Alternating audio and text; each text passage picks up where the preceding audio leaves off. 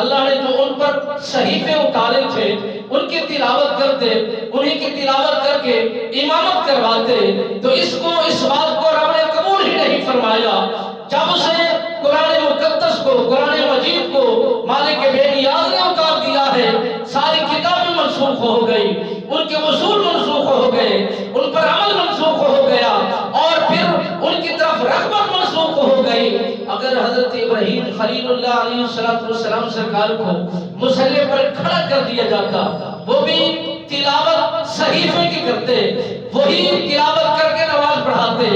اگر حضرت موسیٰ کلیم اللہ علیہ السلام سرکار کو اس پر کھڑا کر دیا جاتے تو وہ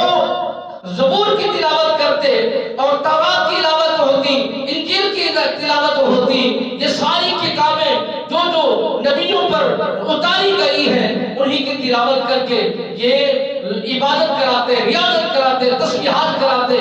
مگر خالق و مالک کو پسند ہی نہیں تھا۔ مالک بے نیاز نے فرمایا کہ میں نبی بھی آخری بھیج رہا ہوں، تلاوت بھی آخری کتاب کی ہوگی۔ جس طرح نبی آخری تشریف لے جا رہا ہے، اسی طرح آج کے دن تلاوت بھی آخری کتاب قرآن مجید کی ہوگی۔ سب پیچھے کھڑے ہو کر تلاوت کو سنیں گے، سرور پائیں گے۔ اگر اچھا قاری کسی بھی جگہ قرآن کی تلاوت کرے تو مقتدی کا جی چاہتا ہے کہ تلاوت کرتا رہے، قرآن کو پڑھتا رہے، مجھے راحت ہو رہی ہے، مجھے سکون حاصل ہو رہا ہے، مجھے اطمینان قلب نصیب ہو رہا ہے، مجھے سکون پہنچ رہا ہے۔ یہ تو دنیا میں عام سکاری جس کی زبان میں اتنا خالق نے چاشنی رکھی ہے،